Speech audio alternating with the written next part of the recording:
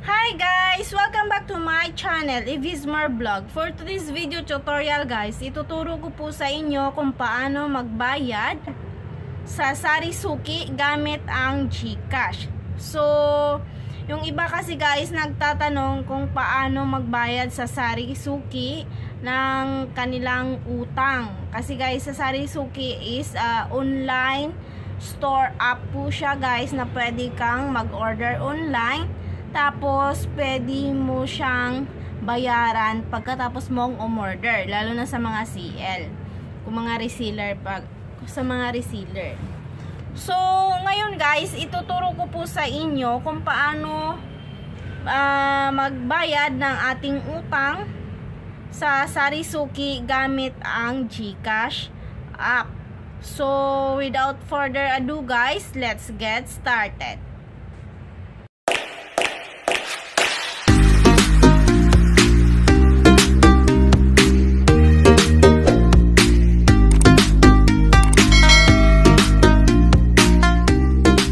First guys, open po natin yung Sarisuki na apps.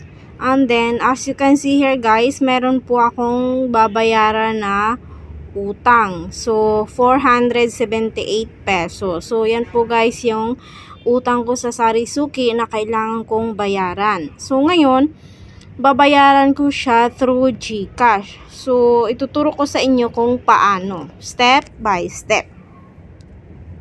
So, dito guys, i-click lang po natin yung pay utang. And then, dito, i-tick lang po natin yung 478 na total na ating babayaran. O, pwede din po guys na i-type nyo.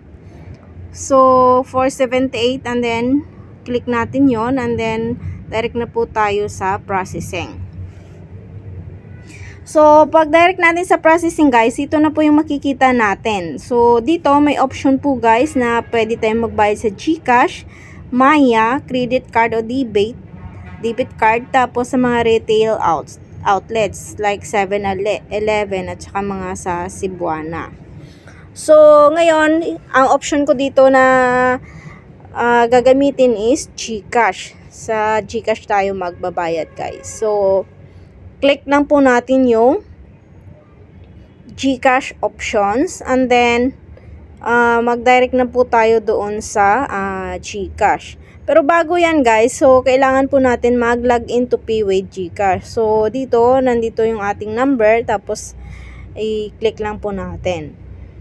May marireceive po tayo na confirmation code bago tayo makaproceed sa GCash. So enter po natin dito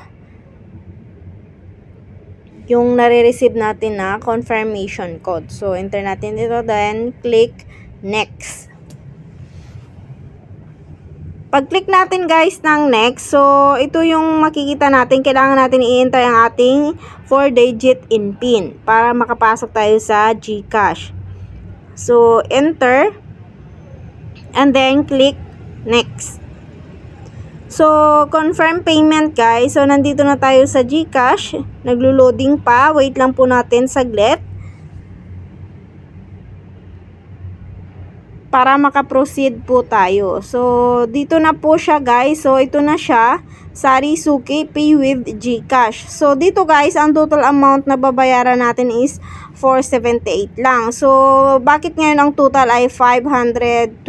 So, kasi guys, meron po siya na for only 34 pesos na charge for online shopping protect. So, i-untick lang po natin yan guys. So, para maging 478. Click natin yung pay and then proceed. So, ayan guys. Automatic na po siya guys na mag-proceed hanggang sa mag-confirm yung ating payment sa GCash. So, ayan, your payments was successful. So, successful na guys. So, go back tayo sa store na Sarisuki para i-check kung nabayaran na natin yung ating utang. So, dito guys, makikita ninyo dito sa pay utang ay wala na po tayong babayaran. 0-0 na po. So, ganun lang po siya guys kadali kung paano magbayad sa Sarisuki gamit ang ating GCash account. So, I hope guys na may natutunan kayo sa video tutorial kong ito. So for watching guys, see you on my next vlog. Bye bye.